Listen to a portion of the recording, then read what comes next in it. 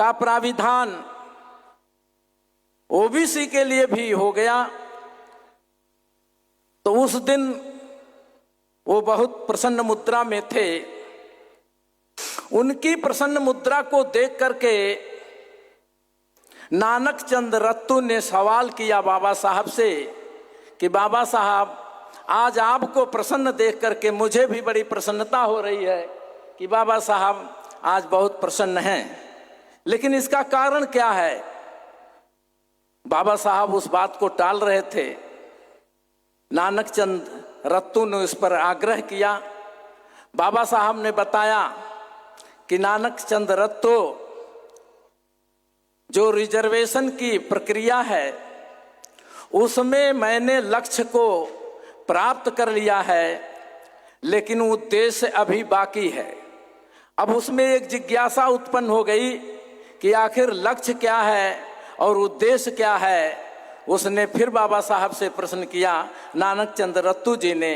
तो बाबा साहब ने कहा कि मेरी जो सोच है, मैं जैसा मानता हूं कि 22.5% रिजर्वेशन SC ST को मिल जाएगा और 52% रिजर्वेशन OBC को जिस दिन मिल जाएगा, इस तरह से 74.5% रिजर्वेशन जब मिल जाएगा तो ब्राह्मणों की जो व्यवस्था है, व्यवस्था के प्रत्येक अंग पर 74.5% लोग हमारे उस पर बैठ जाएंगे और आगे चल करके इस ब्राह्मणों की जो व्यवस्था को ये लोग अपने नियंत्रण में ले लेंगे और हम आज़ाद होने की ओर हम अग्रसर हो जाएंगे। ये बाबा साहब की सोच थी। तो ब्राह्मण, यूरेशियन ब्राह्मण इस बात को बहुत अच्छे ढंग से जानता है साथियों। तो इसलिए वो इस बात पर वो लगातार आरक्षण पर वो लगातार जो है विरोध में वो फैसला करवाता है सुप्रीम कोर्ट के जजेस के द्वारा। और ये मामला, मैं थोड़ा सा समय और लेना चाहता हूँ कि ये क्यों आया। क्योंकि 2004 में एक अभी बात आई थी, ईबी चिलैया बनाम आंध्र प्रदेश सरकार में, इसमें ये मामला वहाँ से उठा था और ये मामला सुप्रीम कोर्ट में गया था कि कोटा में कोटा का प्राविधान होना चाहिए। तो कोटे में कोटे का प्राविधान होना चाहिए, इस तरह का मामला उसमें गया था और सुप्रीम कोर्ट के 5 जजेज ने उसमें फैसला दिया था कि चूंकि संविधान में इस तरह की व्यवस्था है कि अनुसूचित जाति का जो समूह है ये सजाती जातियों का एकल समूह है और इस एकल समूह संविधान इसको मानता है, इसलिए कोटे में कोटे का प्राविधान नहीं किया जा सकता। और उस समय उन्होंने इस मामले को जो है इस पर फैसला दिया कि कोटा में कोटा नहीं दिया जा सकता। इस आधार पर अब वो 2004 में जजमेंट आया और उसके बाद एक जजमेंट और हुआ था सुप्रीम कोर्ट में 2013 में कि कोई भी मामला अगर उसको कोई फैसले को अगर पलटना है उसको अथवा रीओपन करना है तो उसे 30 दिन में ऐसा किया जा सकता है। लेकिन साथियों, ये मामला जो है 2004 का जो ईबी चिलैया और आंध्र प्रदेश सरकार से रिलेटेड उस मामले, उस केस से ये मामला मुझे रिलेटेड लगता है। और इसको ये 2004 से 2024 में जो ये मामला फिर से इसको रीओपन किया गया, इसको 20 साल हो गए। अगर देखा जाए तो 20 साल हो गए और 30 दिन के अंदर उसको पलटने की प्रक्रिया है। तो इस तरह से ये षड्यंत्र किया जा रहा हमारे साथ।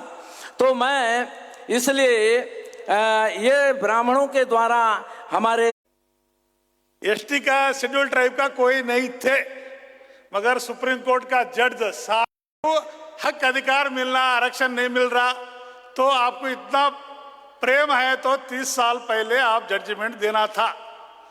अभी क्यों दे रहे भाई? पार्लियामेंट में कानून बनाओ ना, तो सेंट्रल गवर्नमेंट में, स्टेट गवर्नमेंट में अमल होगा। मगर सुप्रीम कोर्ट जजेस क्या दिया, ये राज्य सरकार वर्गीकरण कर सकते, करना नहीं। सुप्रीम कोर्ट अमल नहीं करेगा, इंप्लीमेंट नहीं करेगा।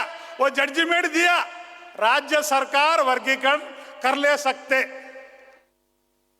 केंद्र सरकार वर्गीकरण का कानून पार्लियामेंट में बिल पास किया, सारा भारत में अमल होता, मगर पार्लियामेंट में बिल पास नहीं किया, स्टेट गवर्नमेंट का गले में लगा दिया। उसके वजह क्या कारण है? आंध्रा तेलंगाना में बीजेपी नहीं है, तेलंगाना में कांग्रेस, कर्नाटका में कांग्रेस, आंध्रा में तेलुगुदेशम पार्टी, उधर बीजेपी नहीं है। वो 3 राज्यों में वर्गीकरण का मूवमेंट बहुत बड़ा चल रहा। बीजेपी सेंट्रल में कानून बनाना था, पार्लियामेंट में कानून नहीं बनाया और कांग्रेस का और चंद्रबाबू नायडू का गले में डाल दिया।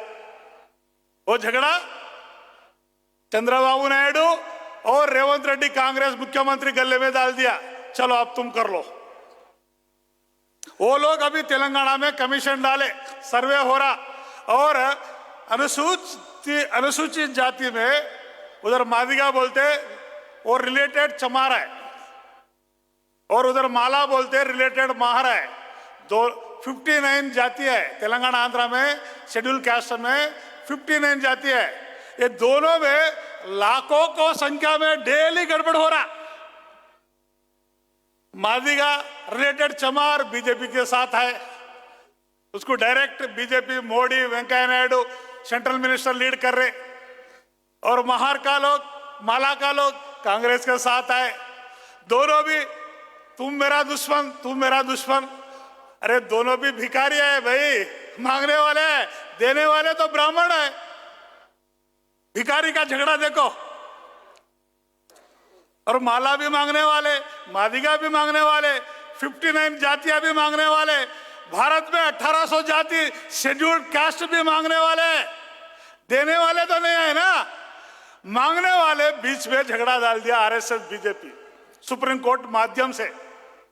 मांगने वाले भिखारी को बीच में झगड़ा, ये हमारा लोग को समझ में नहीं आ रहा। चलो, मादिगा एम्प्लॉइज करोड़ों रुपये इकट्ठा किया, वो मूवमेंट को चलाया, मगर अभी जजमेंट में क्या आ गया? वर्गीकरण का जजमेंट होके उसमें घुसा दिया क्रिमिलियर। हमारा एससी एसटी में पूरा ज्यादा से ज्यादा 99% एम्प्लॉय 4th क्लास एम्प्लॉयज है। एससी में 15% रिजर्वेशन अभी तक इंप्लीमेंट नहीं हुआ, 8% तक अमल हुआ, 7% बैकलॉग बच गए, वो बैकलॉग जनरल में शिफ्ट हो गया। वो जनरल के नाम पे ऊपर जाति वाले खा गए, ऊपर जाति वाले के ऊपर कोई लड़ाई नहीं, हमारे बीच में बहुत बड़ा झगड़ा डाल दिया। क्यों झगड़ा डाले? ओबीसी का सेंसस का मुद्दा बहुत बड़ा चल रहा, और 100% रिजर्वेशन का मूवमेंट, इनकी कितनी संख्या, उनके इतना भागीदारी, और ईवीएम का मुद्दा चल रहा। ये सारा मूवमेंट को बाम से और शेड्यूल कास्ट का लीडरशिप लीड कर रहे, बैकवर्ड ओबीसी का मूवमेंट को भी एससी लीड कर रहे, शेड्यूल ट्राइब का आदिवासी का मूवमेंट भी एससी लीड कर रहे। एससी लीडरशिप को खत्म करना ये आरएसएस का षड्यंत्र है। फूले अंबेडकर विचारधारा, संविधान का विचारधारा शेड्यूल कास्ट का लोग लीड कर रहा, इसलिए शेड्यूल कास्ट में झगड़ा डालना ये आरएसएस का षड्यंत्र है। ये कोई असेंबली में, पार्लियामेंट में बिल पास होने वाला नहीं है। ब्राह्मण का क्या है षड्यंत्र? अरे बाबा, 3000 साल पहले तो जाति व्यवस्था नहीं था, ब्राह्मण 6000 जाति बना दिया, और जाति में दीवार बना दिया। क्या दीवार? लोहे का दीवार बना दिया। वो दीवार तोड़ने का प्रयास फूले, साहू महाराज, बाबा साहब अम्बेडकर, कांशीराम, मान्यावर, मेसराम साहब तक कोशिश कर रहे दीवार को खत्म करने का काम। अभी ये दीवार 6000 जाति में रोटी बेटी व्यवहार नहीं है। 6000 जाति में रोटी का व्यवहार, बेटी का व्यवहार नहीं है। गैर बराबरी व्यवस्था खड़ा कर दिया। वो मजबूत करने का प्लान ये सुप्रीम कोर्ट का जजमेंट है। और कोई न्याय करते, वर्गीकरण करना तो आप पार्लियामेंट में बिल ला सकते, उसी दिन समस्या का हाल खत्म हो जाता था। मगर समस्या वो नहीं है, उसका शेड्यूल कास्ट में कंटिन्यू झगड़ा, जाति व्यवस्था का बचाना, बरकरार रखना उसका जजमेंट का उद्देश्य है। इसलिए हम लोग ABCD 4 कैटेगरी नहीं, हमारा सरकार बनेगा संख्या के आधार पर 100% रिजर्वेशन अमल करेंगे हम लोग। और पहले ब्राह्मण 3.5% है, मगर 80% खा गया। ब्राह्मण 3.5% है, 80% खा गया। पहले ब्राह्मण को 3.5% पार्लियामेंट में कानून पास करके बंदोबस्त कर देना। ये लोग छुपा हुआ चोर है, उसको पर्दाफाश करना है। और सेकंड बात रख रहा हूं मैं, भाजपा कांग्रेस दोनों भी ब्राह्मण पार्टी है। मैं हम लोग गांव में जा रहे, अरे भाई ब्राह्मण नॉर्थ इंडिया में है, साउथ इंडिया में 1% है, एक कोई गांव में घर भी नहीं है, ब्राह्मण का विरोध में लड़ाई कर रहे हैं आप लोग, ये क्या है भाई? बोले तो हम आदिवासी को, शेड्यूल ट्राइब को, देखो भाई कांग्रेस पार्टी का झंडा है ना, वो हाथ का सिंबल है ना, वो ही ब्राह्मण है। तेरा घर पे कांग्रेस का झंडा बानो, कमल का झंडा बानो, वो सिंबल ही ब्राह्मण बनाया, मूल निवासी का बाप नहीं बनाया। वो सिंबल बनाने वाले ब्राह्मण है, वो सरकार में पॉलिसी बनाने वाले ब्राह्मण है। ब्राह्मण कोई डायरेक्ट आपका आदिवासी का घर में, शेड्यूल कास्ट का घर में नहीं आता। ब्राह्मण हाथ का सिंबल भेजता आपका घर को, आपका जेब में, आपका घर के ऊपर झंडा। ब्राह्मण कमल फूल का झंडा और सिंबल भेजता। उस सिंबल को, हाथ को वोट डालो, ब्राह्मण को वोट डाले, फूल को वोट डालो, ब्राह्मण को वोट डालो। ब्राह्मण हो गया, पार्लियामेंट कब्जा कर लिया। इसलिए भाजपा और कांग्रेस दोनों भी ब्राह्मणों का पार्टी है, और देने वाले हैं वो हम, मांगने वाले हैं। बाम से देने वाले हम लोग बनना, ऐसा प्रयास कर रहे। हम लोग देने वाला बनेंगे और हमारा राज आएंगे। और तेलंगाना में एक मूवमेंट चला है बहुत इंपॉर्टेंट, फार्मर का मूवमेंट, किसान मूवमेंट, 8 महीने से चला है हम लोग। तेलंगाना विकाराबाद डिस्ट्रिक्ट कोडंगल असेंबली में रेवंत रेड्डी सरकार है, मुख्यमंत्री कांग्रेस का। उधर SC ST BC का 1375 एकड़ जमीन खेत ले रहे। कितना उधर जमीन का रेट क्या है? 1 एकड़ 50 लाख से 1 CR तक, 1 करोड़ तक एकड़ है। मगर गवर्नमेंट इंडस्ट्रियल डिपार्टमेंट के माध्यम से 6 लाख को एकड़ खरीद रहे। 6 लाख को एकड़ खरीद के फिर उद्योगपति को 1 करोड़ को एकड़ बेच रहे। तो गवर्नमेंट क्या उद्योगपति और फार्मर के बीच में ब्रोकर है, दलाल है। मैं सरकार को सवाल करा, रैली करे हम लोग भारत मुक्ति मोर्चा से, भाई हम 1375 एकड़ देंगे, उसमें इंडस्ट्रीज किसका होगा? जमीन तो SC ST BC का। इंडस्ट्रीज कौन बनाने वाले हैं? SC ST BC बनाने वाले। हमारा पास IT रिटर्न नहीं है, 1 करोड़ भी लोन नहीं मिलता, 50 लाख की लोन नहीं मिलता।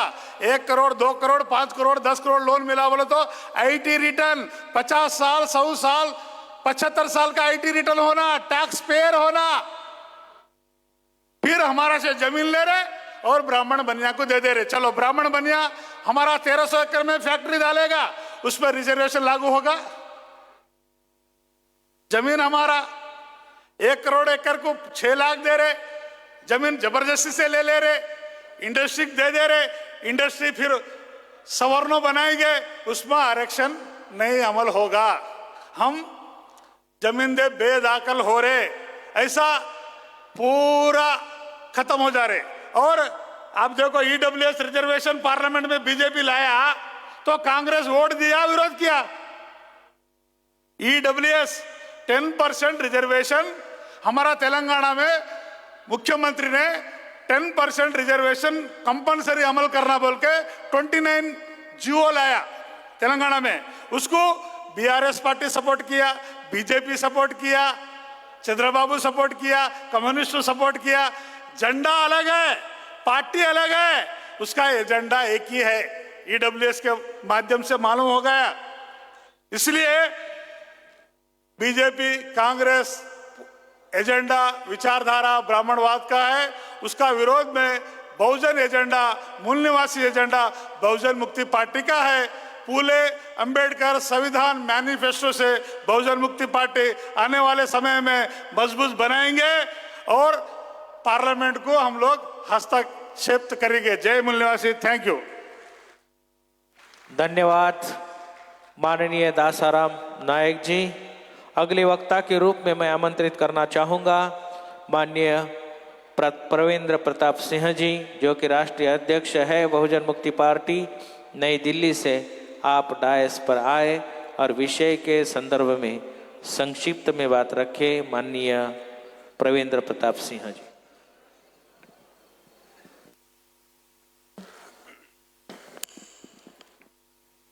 धन्यवाद माननीय संचालक महोदय। मैं विषय नहीं पढ़ूंगा क्योंकि सभी साथियों ने विषय पढ़ा। मैं डायरेक्ट मुद्दे पर अपनी बात रखूंगा। सुप्रीम कोर्ट ने 1 अगस्त 2024 को 7 सदस्यीय बेंच ने 5 जजों की फैसले को पलटते हुए 6-1 से पलट दिया था। वो पीठ जो है 7 जजों की पीठ 23 याचिकाओं पर सुनवाई कर रहे थे। आरक्षण के अंदर आरक्षण देने की बात थी, शेड्यूल कास्ट का मामला था और शेड्यूल ट्राइब का मामला ही नहीं था। उसके बाद भी शेड्यूल ट्राइब के विरोध में भी कोटे में कोटा लगा करके वो फैसला सुनाया। मुख्य याचिका इसमें पंजाब सरकार और हरियाणा सरकार हाई कोर्ट का मामला था, जो 2010 का फैसला था, उसको चुनौती दी गई। साथ में ईवी चिन्नैया बनाम आंध्र प्रदेश गवर्नमेंट में 5 सदस्यीय पीठ ने 2004 में एक फैसला दिया था। उस केस को भी पलटने का यह मामला था। तो सबसे महत्वपूर्ण बात क्या है साथियों, इसमें जो जज फैसले दे रहे थे उसमें डीवाई चंद्रचूड़ साहब जो है उस समय मुख्य न्यायाधीश थे, वो पीठ का मुख्य नेतृत्व कर रहे थे। उसके बाद में जस्टिस वीआर गवई जी, वो एक शेड्यूल कास्ट के जज थे और गवई फैमिली के बारे में शायद आपने पहले भी सुना होगा इस मंच के द्वारा कि बाबा साहब अंबेडकर को धोखा देने में, उनके आंदोलन को तहस-नहस करने में वो गवई टाइटल का एक बड़ा योगदान है। तो जस्टिस वीआर गवई जो है वो 6 जजों के पक्ष में थे जो आरक्षण के अंदर आरक्षण देने की बात कर रहे थे। और सबसे हैरान करने वाली बात इसमें यह थी कि जस्टिस एम बेला, जो जाति से डीएनए के अनुसार विदेशी हैं, वो उसके समर्थन में थी कि ये फैसला जो है, यानी 6 के विरोध में थी। वो ये नहीं होना चाहिए, आर्टिकल 341, 342 का हवाला दे रही थी। शेड्यूल कास्ट का जज जो है वो आरक्षण के अंदर आरक्षण होना चाहिए, कोटे के भीतर कोटा होना चाहिए, इसके समर्थन में थे। और जो सवर्ण जज थी वो जो है उसके विरोध में थी। मतलब वो हिमायत करने का एक तरीके से नाटक था। साथियों, ये ऐसे फैसले वो क्यों दे रहे हैं? क्योंकि कोई भी जज हाई कोर्ट का हो या सुप्रीम कोर्ट का हो, वो जस्टिस लोया नहीं बनना चाहते हैं। सोहराबुद्दीन केस के अंदर में जो सुनवाई हो रही थी, जस्टिस लोया को बहुत सारे प्रलोभन दिए गए थे, जिसमें आज के जो गृह मंत्री है अमित शाह जी, उनका सीधे सीधे हाथ बताया गया उनकी हत्या कराने में। तो जस्टिस लोया नहीं बनना चाहता कोई भी जज, और उनकी हत्या हुई। और ऐसी हत्या हुई उनकी, एक शादी की पार्टी में वो गए और उस शादी पार्टी में जाने के बाद में वहां उनको हार्ट अटैक हुआ, ऐसा बताया गया। और वहां से अकेला ही केवल गाड़ी का ड्राइवर ही उनको लेकर के और उनके घर तक पहुंचाने का काम किया। मतलब इतने बड़े जज जस्टिस लोया के न्यायाधीश जस्टिस होने के बाद भी उनको जो पहुंचाने का काम केवल गाड़ी और वो मृतक जो शरीर था उसका वो एक ड्राइवर लेके गया, ऐसा उनकी बहनों ने आरोप लगाए। तो सत्ता की हनक में आज जब कांग्रेस की सरकार थी तो कांग्रेस के हिसाब से संविधान विरोधी फैसले होते थे। आज बीजेपी की गवर्नमेंट है, बीजेपी की ताकत है, तो बीजेपी के हिसाब से सारा सिस्टम काम कर रहा है।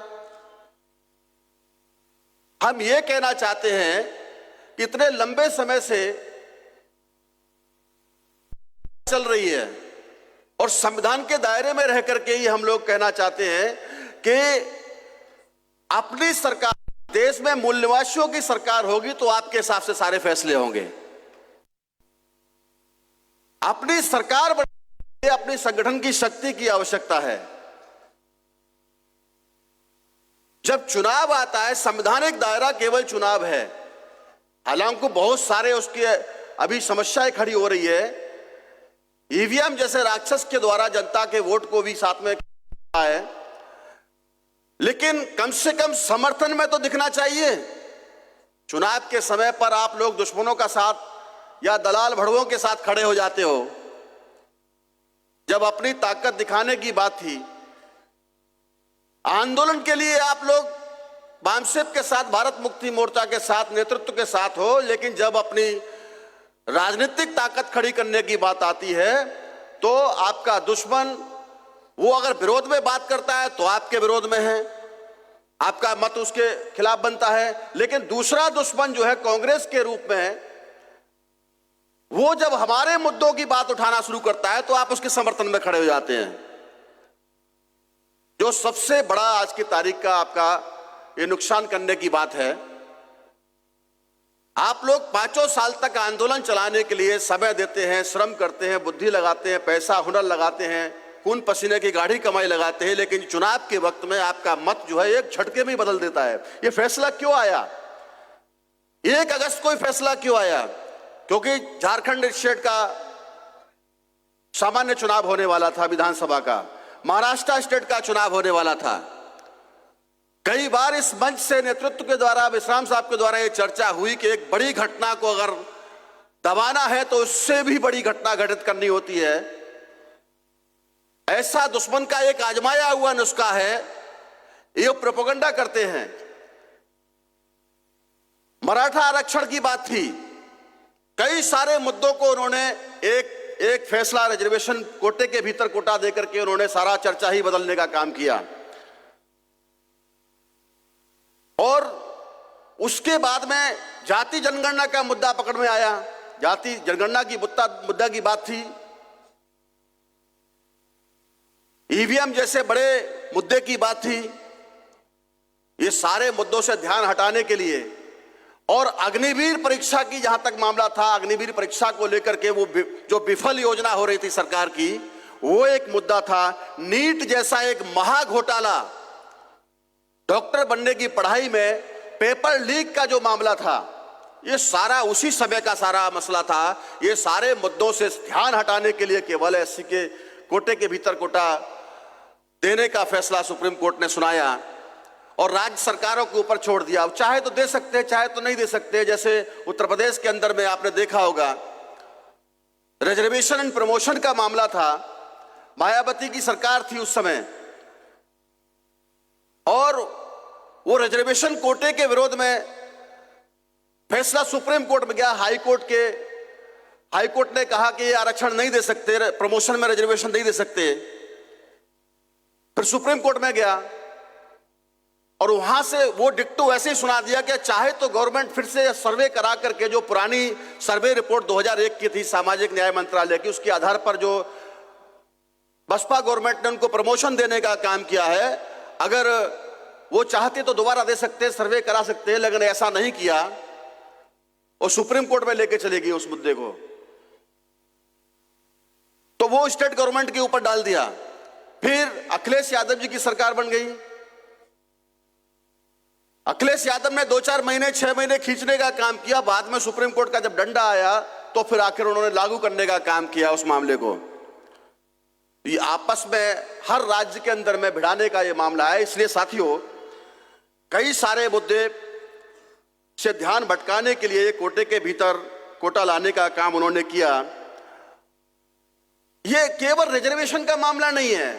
बीजेपी के लोग, आरएसएस के लोग और तमाम पाखंडी पंडे पुजारी लोग ये कहते हुए नजर आए 2024 के लोकसभा चुनाव में, रिजर्वेशन तो छोटी चीज है।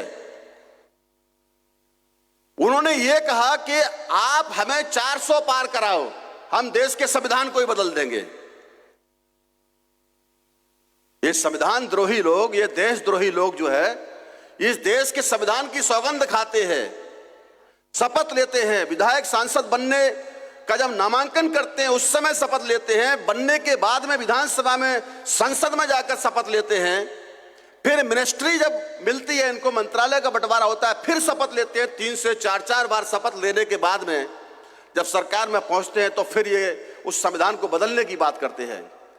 संविधान बदल देंगे, केवल प्रोपेगेंडा करते हैं। इनके बाप दादाओं की औकात नहीं है बदलने की। तो अभी अगली साल जो है 100 साल पूरे होने वाले हैं आरएसएस को। वो शताब्दी ईयर मनाने का सारा उनका बड़े पैमाने पर जश्न मनाने की तैयारी चल रही है। 100 साल के अंदर में कितना बड़ा उन्होंने हमारे लोगों का नुकसान किया है, संविधान के विरोध में काम किया है। इसलिए साथियों, इस सबसे अगर हमें बचना है तो हमारी संगठन की शक्ति खड़ी करनी होगी। एक वैकल्पिक पॉलिटिकल पावर हमको लानी होगी, वैकल्पिक शक्ति खड़ी करनी होगी। कांग्रेस का विकल्प बीजेपी नहीं है, बीजेपी का विकल्प कांग्रेस नहीं है, और राज्य के लोग भी नहीं हैं। जो राज्यों में सरकारें चला रहे हैं शेड्यूल कास्ट के लोग, शेड्यूल ट्राइब के लोग, चाहे बिहार हो, चाहे उत्तर प्रदेश हो, या महाराष्ट्र हो, या झारखंड हो, स्थानीय लोग के पास समाधान नहीं है। उनके ऊपर तो ईडी सीबीआई की तलवार लटकी रहती है। जब चाहो उनको अंदर जेल में डालते हैं, तब चाहो जब उसको बाहर निकालते हैं। इसलिए उनके पास समाधान नहीं है, उनके पास में कोई लीडरशिप नहीं है, कोई संगठनात्मक शक्ति नहीं है। ये वाम से भारत मुक्ति मोर्चा और बहुजन मुक्ति पार्टी जैसा राजनीतिक दल ही आपको इस देश में हजारों साल की गुलामी से मुक्ति दिला सकता है। इसके लिए चलो गांव की ओर, चलो बूथ की ओर, हमें यह संकल्प लेना होगा। और अगली साल से जनवरी में जो हमारा प्लान रहेगा, 2-3 मुद्दों को लेकर के हम लोग भारत बंद करने का जल्द ही मेश्राम साहब आपको ऐलान करेंगे। मैंने कल भी निवेदन किया था उद्घाटन सत्र में। तो वो भारत बंद जैसी कार्रवाई को लेकर के फिर से हम लोग एक बड़ी ताकत पूरा जन जन तक, घर घर तक, गांव गांव तक फैलाने का काम करेंगे। ऐसा संकल्प हमें लेना है। सरकार मूल निवासियों की जब बनेगी तो ना कोई संविधान बदलने की बात करेगा, ना ही कोई और दूसरा अनाप शनाप बातें करेगा। कांग्रेस के लोगों ने फायदा उठाया, बीजेपी संविधान बदलना चाहती है, आप हमें वोट डालो। लोगों ने सोचा शायद यही बचाएंगे, अभी बीएमपी के लोग तो कुछ कर नहीं पाएंगे, इसलिए इनको संविधान बचाने पर इनको वोट डाल दो। या उनके इंडिया गठबंधन में जो शामिल लोग थे, उनको क्षेत्रीय लेवल पे भी उन्होंने ताकत देने का काम किया। उनको करना धरना कुछ भी नहीं है। एक भी ये जो इस मुद्दे करके सारी पार्टियां जिस पे हम लोग सब चिड़ी चुप हो गई थी, क्योंकि 2 राज्यों का चुनाव था। कोई भी ना पक्ष में बोलने के लिए तैयार था कोटा में जब फैसला सुनाया गया, ना ही उसके विरोध में बोलने के लिए तैयार था, क्योंकि 2 राज्यों का चुनाव था। और वो लोग ओबीसी को मूर्ख बना करके महाराष्ट्र के अंदर में, और फडणवीस जो है वहां का मुख्यमंत्री बन गया। इससे पहले भी ऐसे ही हुआ। गोपीनाथ मुंडे जी की हत्या करवाने के बाद में वो लोग सत्ता में आए, और ओबीसी के मराठा कुणबी भाइयों ने, तमाम लोगों ने सहयोग दिया, साथ दिया, और उसके बाद में सबसे ज्यादा चुन करके उस समय आए थे, और फडणवीस को वहां पर जो है मुख्यमंत्री बनाया गया। तो वो ईवीएम से बहुमत तो हासिल कर सकते हैं, मगर सरकार चलाना इतना मुश्किल नहीं है। लेकिन अभी शायद डर दिखाया होगा चुनाव का रिजल्ट आने के तुरंत बाद ही, तो बड़े बड़े लोगों ने, विरोधी पक्ष के लोगों ने, मगर अभी वो शायद चुप हो गए। हो सकता है उनके ऊपर भी तलवार डाल दी हो दोबारा से सेंट्रल गवर्नमेंट ने। तो इसलिए साथियों, ये संगठन शक्ति से ही बदलाव होगा। और हम लोग उसके लिए दिन रात काम में जुटे हुए हैं। आप लोगों से भी अनुरोध करते हैं कि संगठन शक्ति के द्वारा ही हम लोग ये देश के मूल निवासियों को भारत का हुक्मरान बना सकते हैं, जो हमारे पुरखों ने सपना देखा। इतनी ही बात कहकर के मैं अपनी बात को यही विराम देता हूं। बहुत बहुत शुक्रिया, धन्यवाद। जय मूल निवासी, जय भारत साथियों। Thank you. धन्यवाद मान्यवर प्रवेंद्र प्रताप सिंह जी। अगले वक्ता के रूप में मैं आमंत्रित करना चाहूँगा माननीय डॉक्टर अशोक सहोता जी, जो कि केंद्रीय कार्यकारी समिति सदस्य है बामसेप एवं प्रदेश अध्यक्ष है पंजाब बामसेप के। वो डायस पर आए और विषय के संदर्भ में संक्षिप्त में अपनी बात रखें।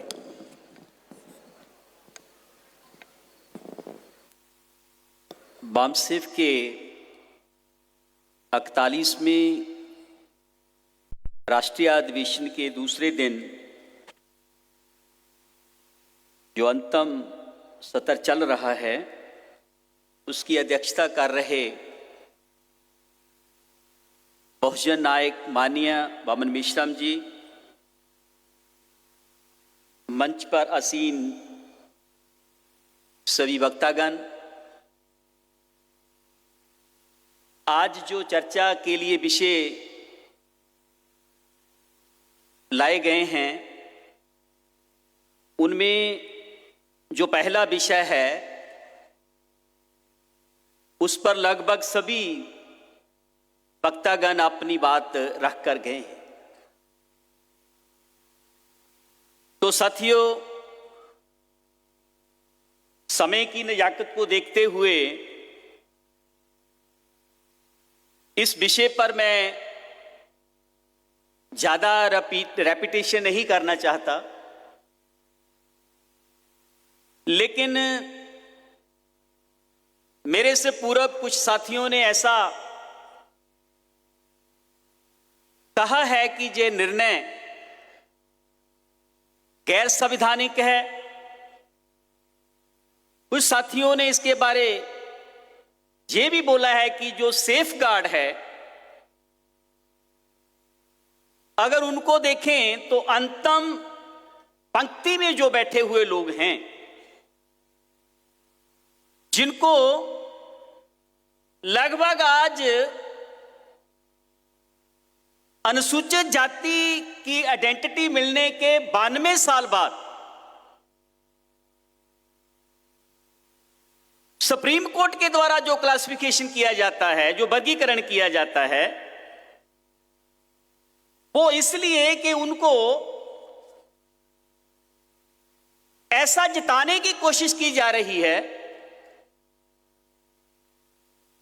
कि ये सुप्रीम कोर्ट के माध्यम से जो ब्राह्मण इस देश में पार्लियामेंट और सुप्रीम कोर्ट को चला रहा है,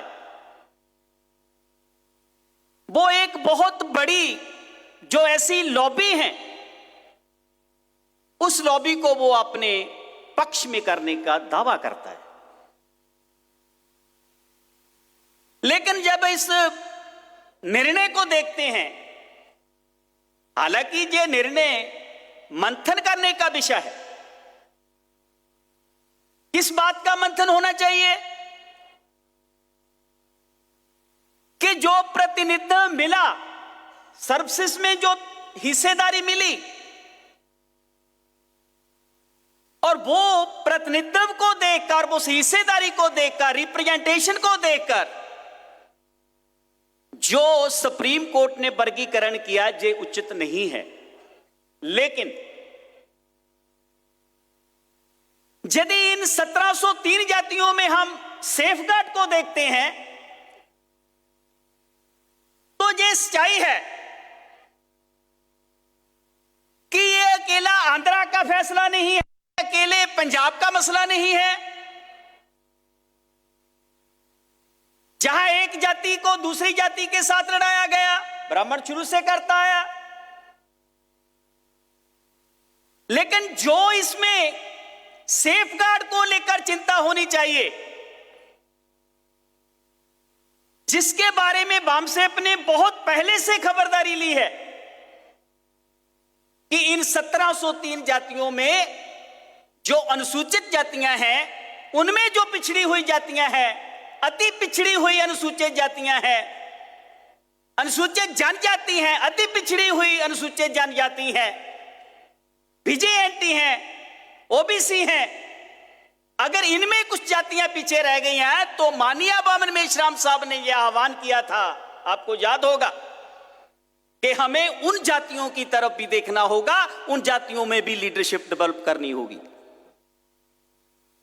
तो अभी जो ये फैसला स्टेटों की तरफ फेंका गया एक बॉल है, तो उसके माध्यम से हमें अब क्या करना है, हमें इस वर्गीकरण को जस्टिफाइड करने के लिए काम करना है। जस्टिफाइड कैसे हो सकता है? अभी वक्तागण बोलकर गए कि शेड्यूल्ड ट्राइब्स का तो मसला ही नहीं था, लेकिन उसको भी वर्गीकरण में लाया था।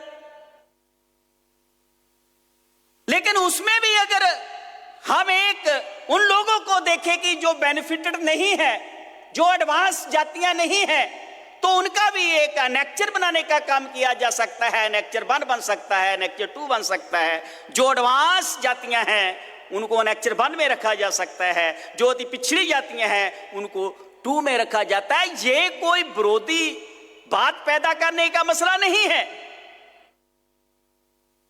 जो अभी रिप्रेजेंटेशन देखकर उन्होंने वर्गीकरण किया, ये उचित नहीं है, लेकिन जो वर्गीकरण होना चाहिए, जिसका वामसेफ ने शुरू से खबरदारी ली है कि हम लास्ट पंक्ति में बैठे हुए उन जातियों को भी डेवलप करना चाहते हैं जो 1703 जातियों का हिस्सा है। किसी कारणवश वो पीछे रह गई और उनको हथियार बनाकर आज ब्राह्मण क्या कर रहा है। मैं पंजाब से आता हूं, पंजाब में जो जातियां ऐसी की वहां पर बहुत स्ट्रांग है, एक वाल्मीकि और दूसरी चमार।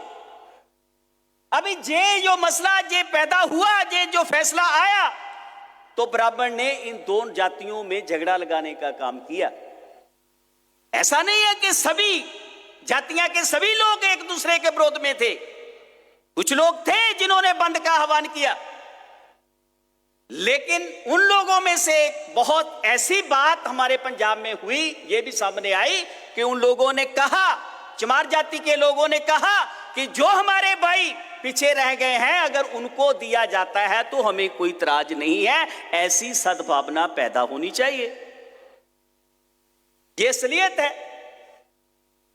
अभी मेरे से पूर्व वक्ता ने बोला कि 1975 से मिल रहा है, तो 1975 से 1.5% नौकरियों में काबज हुआ है वाल्मीकि समाज।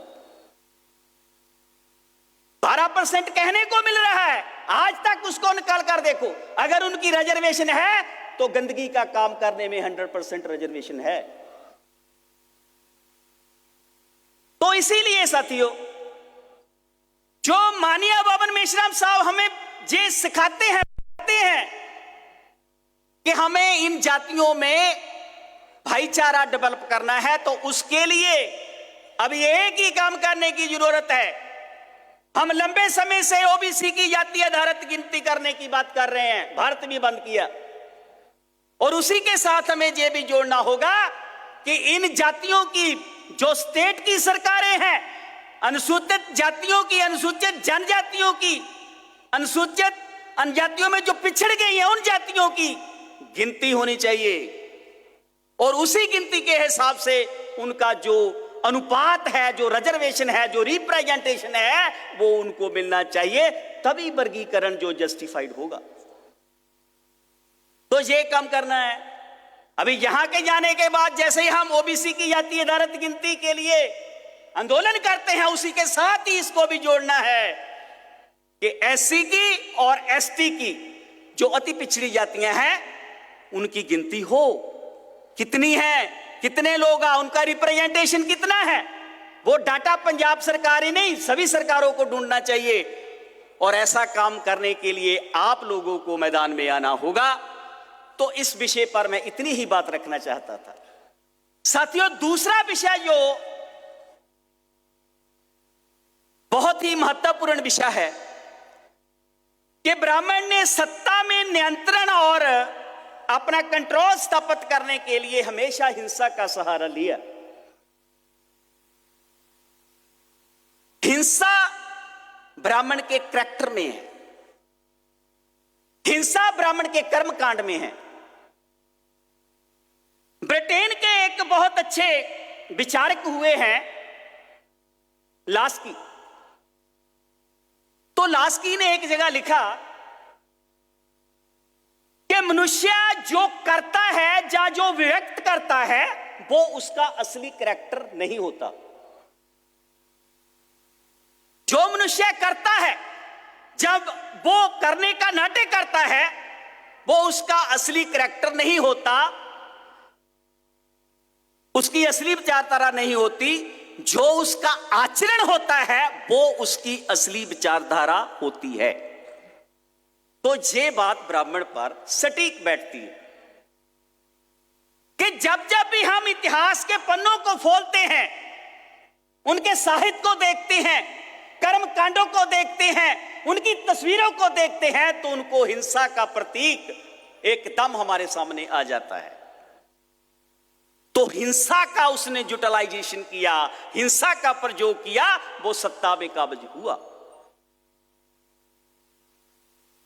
साथियों, हिंसा का जो षड्यंत्र है वो ऐसे तो करता नहीं, उसके पीछे उसका उद्देश्य है।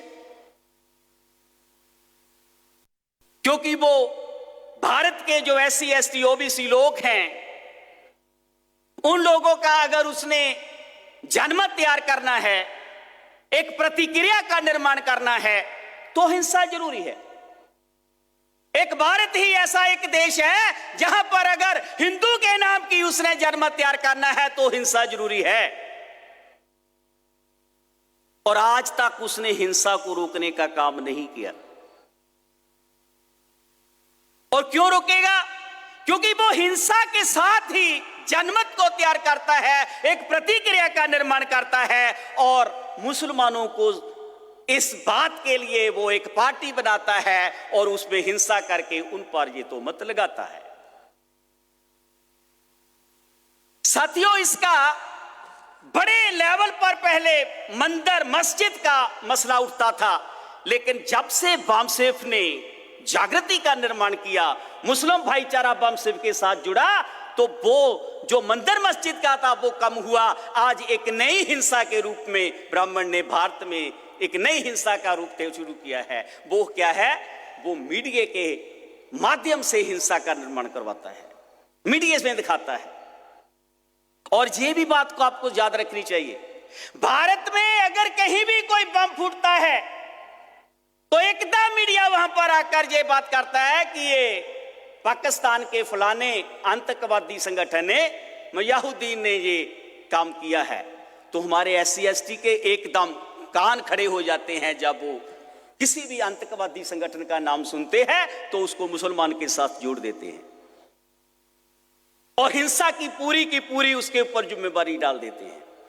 हम सोचते नहीं है, हम विचार नहीं करते कि ये हिंसा किसने करवाई है, इसके पीछे कौन लोग हैं। हम एकदम अपने दिमागों में वो टोपी और वो जो दाढ़ी है मुसलमान भाई की, उसके अपने दिमाग में फ्रेम कर लेते हैं। यहीं से प्रतिक्रिया का निर्माण होता है। SC ST OBC की जितनी बड़ी प्रतिक्रिया होगी उतना बड़ा वो हिंदू साबित होगा, और जितना बड़ा वो हिंदू साबित होगा उसका उतना बड़ा फायदा ब्राह्मण को होगा।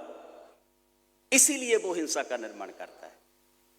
2008 में मुंबई में जब धमाके हुए तो अमेरिका ने तो पहले बता दिया था कि जहाज में इतने लोग आ रहे हैं, नाव में बैठकर इतने लोग आ रहे हैं, वो किस फोन पर बात कर रहे हैं, पाकिस्तान के साथ बात हो रही है। लेकिन भारत की CID ने, भारत की उस समय में जो कांग्रेस सत्ता में थी, उसने उसको रोकने का काम नहीं किया। ब्राह्मण का तो एक करैक्टर है, अगर कहीं बम नहीं भी फूटता तो ब्राह्मण खुद बम को फोड़ देता है और हिंसा का निर्माण करता है। उसी में से उसकी प्रतिक्रिया निकलती है, उसी में से उसको जनमत तैयार होने के लिए हिंदू के नाम पर हमारे SC ST OBC भाई बाहर निकलते हैं। मुझे याद है माननीय वामन मेश्राम साहब ने एक बार कहा था कि यह बहुत गंभीर बात है कि ब्राह्मण सत्ता को पाने के लिए अहिंसा का निर्माण करता है, तो ब्राह्मण की अहिंसा को रोकने के लिए, हिंसा को रोकने के लिए हम अहिंसा से उसकी हिंसा को कैसे रोक सकते हैं, यह भी सोचने का विषय है। तो साथियों, अगर उसको सत्ता से दूर करना है, सत्ता से उसको वापस भेजना है, क्योंकि वो अल्पसंख्यक है, वो लोकतंत्र पर बहुमत से फैसला नहीं कर सकता, तो हमें उसका जो हिंसा करने का जो उसका कार्य चल रहा है, नाटक चल रहा है, उसको समझना होगा और जाने बिना उसको प्रतिक्रिया निर्माण नहीं करनी होगी। तभी वो हिंसा से दूर हट सकता है, तभी वो सत्ता से बाहर हो सकता है।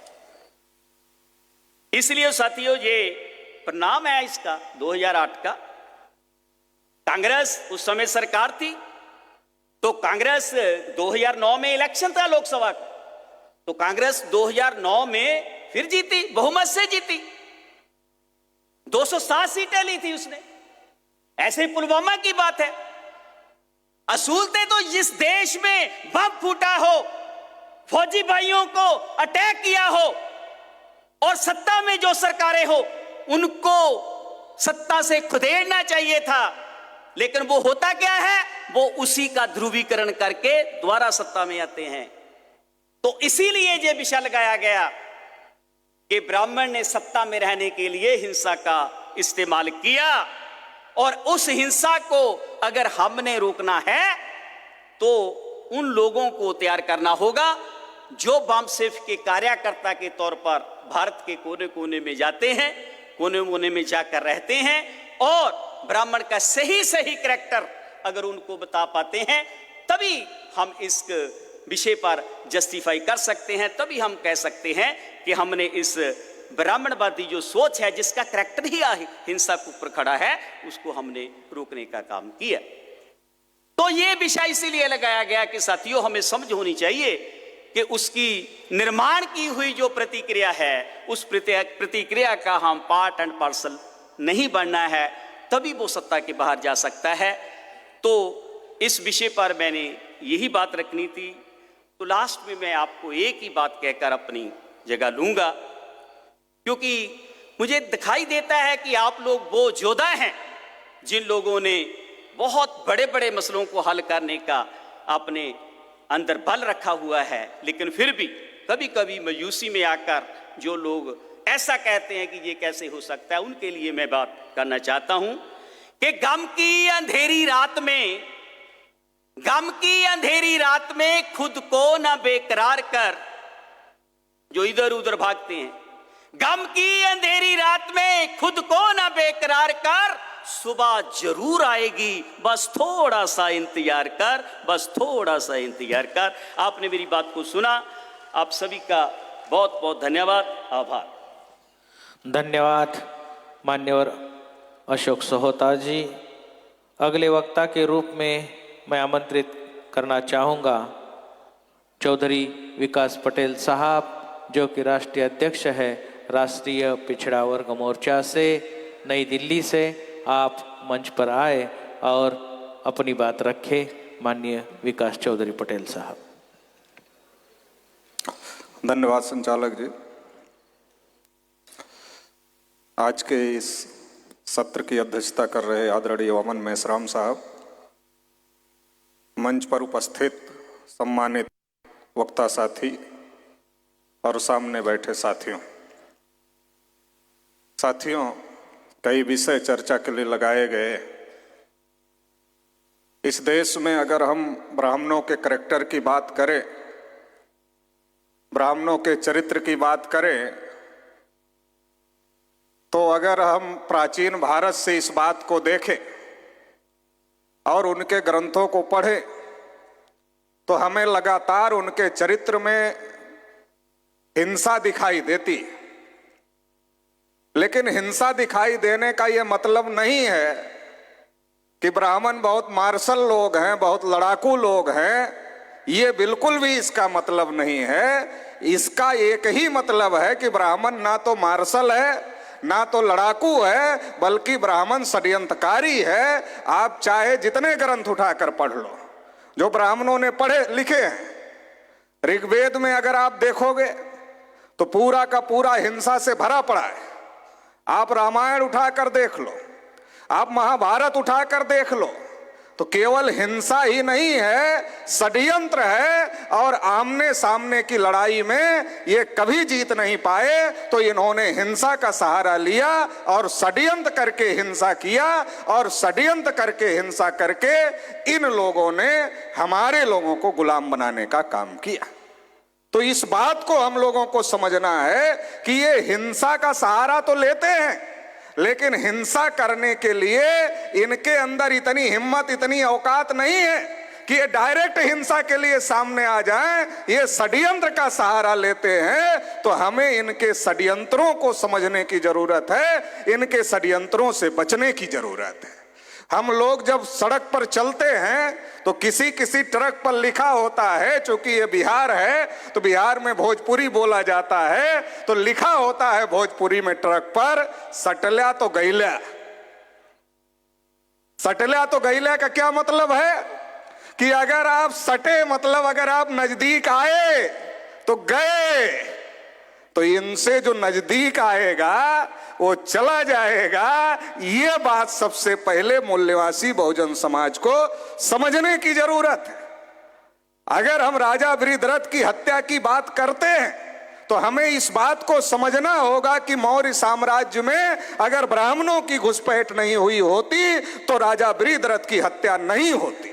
अगर हम छत्रपति शिवाजी महाराज की जहर देकर हत्या की बात करते हैं तो हमें यह बात समझना होगा कि अगर मोरोपंत पिंगले जैसे ब्राह्मण को छत्रपति शिवाजी महाराज ने अपने अष्ट प्रधानमंडल का अध्यक्ष नहीं बनाया होता तो शायद छत्रपति शिवाजी महाराज की हत्या नहीं होती।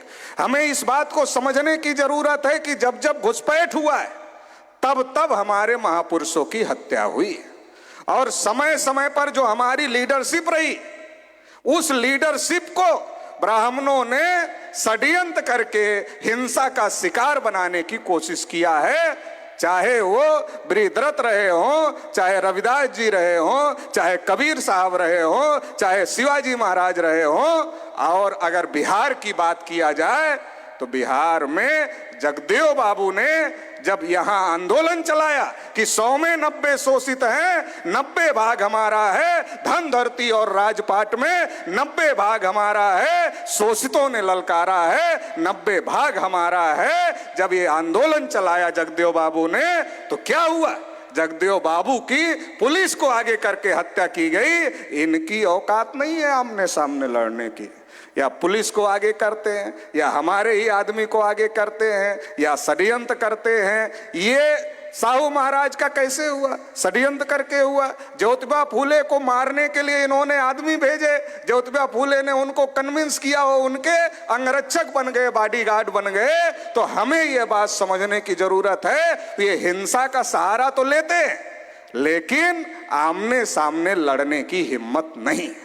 जब से देश में लोकतंत्र आ गया, लोकतंत्र आने के बाद अब इनको बहुमत में रहने के लिए कभी ये हिंदुस्तान बनाम खालिस्तान का मुद्दा उठाते हैं, इसके नाम पर ये हिंसा करवाते, कभी ये भारत पाकिस्तान का मुद्दा उठाते, जब चुनाव आता है लड़ाई कराते हैं, हिंसा कराते हैं और उसके नाम पर चुनाव जीतते हैं, या हिंदू मुसलमान के नाम पर दंगे कराने की कोशिश लंबे समय से करते रहे हैं। और इसके लिए वो ब्राह्मण ही, चाहे प्रज्ञा ठाकुर, कर्नल पुरोहित, ऐसे तमाम ब्राह्मणों के नाम बम विस्फोटों में आए और इन्होंने बम विस्फोट भी करने का काम किया। तो ये बहुत सारा षड्यंत्र ही चल रहा है। और अभी जब बामसेफ ने समझा दिया देश भर में, SC ST OBC के लोगों को समझा दिया और उनको समझ में आ गया कि हमारा इस्तेमाल हो रहा है दंगों में, तो अभी समाज दंगे करने के लिए तैयार नहीं है। SC ST OBC के लोग तैयार नहीं हो रहे हैं। जब नहीं तैयार हो रहे हैं तो पुलिस को आगे करके संभल जैसी घटनाएं करवाई जा रही है। तो ये बहुत बड़ी साजिश का हिस्सा है कि ये हिंसा का सहारा तो ले रहे हैं लेकिन षड्यंत्र के तहत ले रहे हैं। तो ये दोनों बात हम लोगों को समझने की जरूरत है। पहले ये हमारे लीडरों का शिकार करते थे, अब इनको ये पता चल रहा है कि लीडर को स्वीकार करना मुश्किल हो गया। क्यों मुश्किल हो गया? इसलिए मुश्किल हो गया कि समाज जागृत हो गया। अगर लीडर को टारगेट करेंगे, उसको हिंसा का शिकार बनाएंगे तो बवाल खड़ा हो जाएगा। इसलिए वो समाज में ऐसे ऐसे मुद्दे लाने की कोशिश करते हैं, ऐसी ऐसी बातें लाने की कोशिश करते हैं जिसके नाम पर समाज में दंगे फसाद हो और उस दंगे फसाद का फायदा इन लोगों को मिले। तो इस प्रकार से चाहे वो पटेल आरक्षण का मुद्दा हो, चाहे मराठा आरक्षण का मुद्दा हो, चाहे जाट गुजर आरक्षण का मुद्दा हो, ऐसे तमाम मुद्दे हैं जिस पर बड़े पैमाने पर हिंसा हुई है। तो तमाम प्रकार से ये लोग इस प्रकार से काम कर रहे हैं। दूसरी जो महत्वपूर्ण बात, मंडल कमीशन के विरोध में बड़ा लंबा चौड़ा भाषण राजीव गांधी ने किया। तो सवाल यह है, आज चाहे निजीकरण का मुद्दा है, चाहे पूंजीपतियों को संरक्षण देने, देश के लोगों ने कहा आप चुप रहो। मनमोहन सिंह जी पहले ही चुप रहते थे, फिर उनको चुप कर दिया और प्रणब मुखर्जी को दे दिया और प्रणब मुखर्जी ने सर्वे करवाया। अब राहुल गांधी ये कहते घूम रहे हैं कि हमारी सरकार ने जनगणना कराई थी। पहले तो राहुल गांधी झूठ बोल रहे हैं, उनकी सरकार ने जनगणना नहीं करवाया था, सर्वे करवाया था। दूसरी बात, अगर करवाया था तो राहुल गांधी कह रहे हैं रिपोर्ट जारी नहीं कर रही है मोदी सरकार। अरे भाई, आपने 2011 में सर्वे करवाया, 11 के बाद 12 आता है, 12 के बाद 13 आता है, 13 के बाद 14 आता है और लोकसभा का चुनाव 2014 में हुआ। तो 2011 से लेकर 2014 तक आप क्या कर रहे थे? आपकी पार्टी क्या कर रही थी? आपने रिपोर्ट क्यों नहीं जारी किया? तो ये जो सारी नौटंकी चल रही है, नूरा कुश्ती चल रही है, एक बार तुम आओ, एक बार हम आए, 2 बार तुम आओ, 2 बार हम आए, ये नूरा कुश्ती चल रही है। आज राहुल गांधी बोल रहे हैं हमारे लोग खुश हो रहे हैं। अरे भाई, खुश तो हो रहे हो। मोदी जब बोला था कि हवाई चप्पल वाले हवाई जहाज में यात्रा करे थे तब भी तो खुश हुए थे, तो लागू हो गया क्या? आज खुद तब खुश होकर के उसको ले आए, आज खुश होकर के इसको ले आओगे ना, वो तुम्हारे हित का काम करेगा ना ये तुम्हारे हित का काम करेगा, क्योंकि इन दोनों में तो कंपटीशन लगा हुआ है। क्या कंपटीशन लगा हुआ है? कांग्रेस वालों ने बीजेपी वालों को कान में कहा कि हम इनको 10 जूता मार रहे थे, मगर ये चिल्ला रहे थे ये हमें हटाना चाहते हैं, तुम्हें लाना चाहते हैं तो तुम आ जाना, मगर एक काम करना, 10 जूता का 8 जूता मत करना, 5 जूता बढ़ा देना।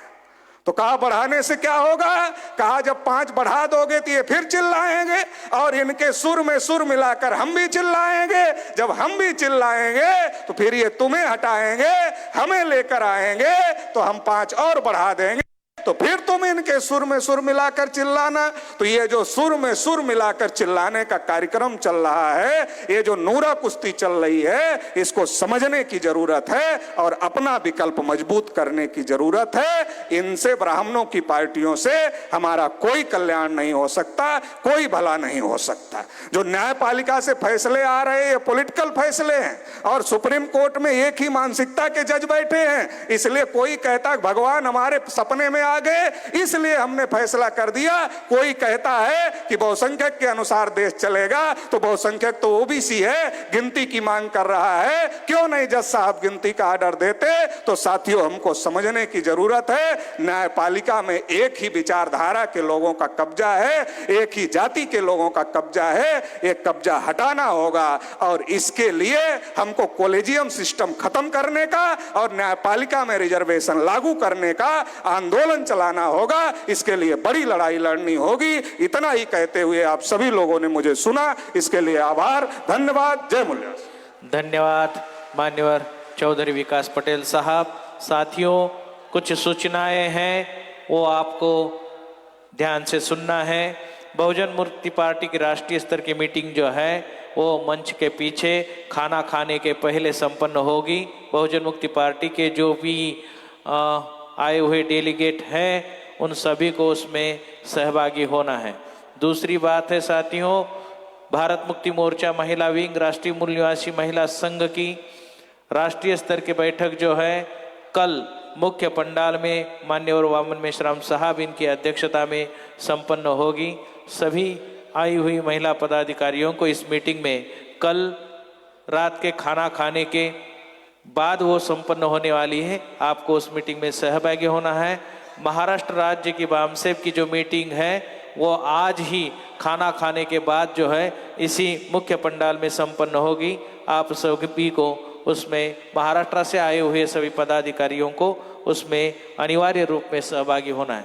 साथियों, राष्ट्रव्यापी जन आंदोलन निर्माण निधि के अंतर्गत माननीय सुभाष मुकाड़े सर जो कि हिंगोली से है, राष्ट्रीय अध्यक्ष जी को 2000 रुपये की राशि यहाँ पर भेंट करना चाहते हैं। सुभाष मुकाड़े जी को मैं अनुरोध करता हूँ कि वो मंच पर आए और ये राशि जो है राष्ट्रीय अध्यक्ष जी को सब भेंट करे।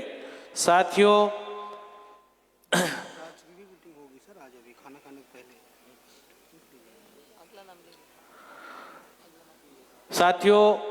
जो पंजाब के साथी हैं केवल बटेरा जी, वर्धमान कुमार जी जो बामसेब के हैं, वो यहाँ पर 5000 रुपये भेंट करना चाहते हैं। साथ ही साथ पंजाब स्टेट यूनिट की ओर से जो भी पूर्णकालीन प्रचारक हैं उन प्रचारकों के लिए 15 कंबल जो है वो यहाँ पर राष्ट्रीय अध्यक्ष जी को संगठन को भेंट किए जा रहे हैं। मैं उन सभी साथियों से अनुरोध करता हूँ कि वो ये 5000 रुपये की राशि एवं कंबल जो है राष्ट्रीय अध्यक्ष जी को भेंट करे जो पंजाब से है, पंजाब के साथी। जम्मू कश्मीर की ओर से राष्ट्रव्यापी जन आंदोलन निर्माण निधि के अंतर्गत 11,000 रुपये भेंट किए जा रहे हैं। जम्मू कश्मीर के यूनिट की ओर से ये 11,000 रुपये भेंट किए जा रहे हैं। मैं उनसे अनुरोध करता हूं कि राष्ट्रीय अध्यक्ष जी को ये भेंट करें। साथ ही साथ राष्ट्रीय अध्यक्ष जी को कश्मीरी शाल भेंट करते हुए वो राष्ट्रीय अध्यक्ष जी का सम्मान भी करना चाहते हैं। जम्मू कश्मीर के यूनिट की ओर से राष्ट्रीय अध्यक्ष जी का सम्मान करना चाहते हैं कश्मीरी शाल पहनाकर। माननीय डॉक्टर अनिल माने साहब का भी वो स्टेट यूनिट की ओर से, कश्मीर स्टेट यूनिट की ओर से माननीय डॉक्टर अनिल माने साहब को भी वो कश्मीरी शाल जो है वो यहाँ पर भेंट करना चाहते हैं। डॉक्टर अनिल माने साहब से मैं अनुरोध करता हूं कि वो मंच पर आए और ये शाल का सम्मान करें। आगे आगे आगे। जो मुकाड़े साहब है वो 2000 रुपये की राशि की दे माने साहब को वो शाल भेंट करना चाहते हैं। कश्मीर यूनिट की ओर से, कश्मीर स्टेट यूनिट की ओर से अनिल माने साहब को शाल भेंट की जाती है। जो पंजाब की ओर से केवल भटेरा जी, बाती और वरिंद्र कुमार जी जो कि बामसेब जालंधर यूनिट पंजाब स्टेट से हैं, वो 15 कंबल और 5000 रुपये की राशि जो है वो यहाँ पर राष्ट्रीय अध्यक्ष जी को भेंट करना चाहते। साथियों, बिहार प्रदेश की मीटिंग के पंडाल में खाना खाने से पहले संपन्न होनी है। जो बिहार प्रदेश से आए हुए सभी डेलीगेट साथी हैं वो खाना खाने के पहले इस मुख्य पंडाल में इस कार्यक्रम के समाप्त होने के बाद जो है वो मीटिंग में उपस्थित रहे। इस राष्ट्रीय बामसेब के राष्ट्रीय अधिवेशन के अंतिम सत्र के समापन मार्गदर्शन के लिए मैं आमंत्रित करना चाहता हूं माननीय वामन मिश्राम साहब, राष्ट्रीय अध्यक्ष बामसेब, कि वो डायस पर आए और इस सभी विषयों पर बहुजन समाज के डेलीगेट का मार्गदर्शन करें। माननीय वामन मिश्राम साहब।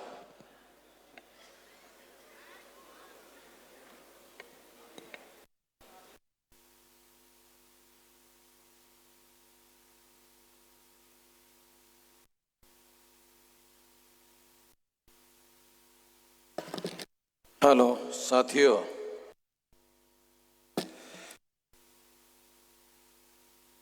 सेब के राष्ट्रीय अधिवेशन जो 2 दिन का राष्ट्रीय अधिवेशन था उसमें जो विषय रखा गया है आखिरी, क्या अनुसूचित जाति और अनुसूचित जनजाति को क्रीमी लेयर लगाना और वर्गीकरण करना संवैधानिक है? एक गंभीर मंथन।